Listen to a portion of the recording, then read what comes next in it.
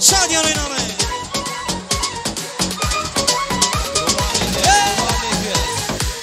Meşhur aydıkçımız. Vay biraz zaman dur. Atası davulu devam ediyor. El bebek, gül bebek, trip atmak bile bir yetenek. Gülü seven dikenleri sevecek, çünkü yok ki başka bir seçenek. Düz kontak ama bozuk dengem. Bunu sen riski sevmem. Sever beni prensesler ama tercihim sensin, merak etme. Ben ne seni taparım, ne seni ararım, ne tırı atarım. Sen ne beni oyala, ne omuz ovala, işime bakarım.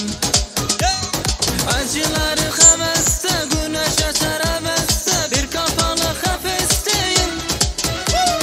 Topu topu bir beste, ara sıra bir besle, iki nota bir besteyim. Seni çöpe atacak, poşete yazık, bir sigara yakacak, ateşe yazık. Aşk gidine acımak, bu yükü taşımak, yarayı kaşımak. Zor, iyisi çıkacak, içime yakacak ve güneş açacak.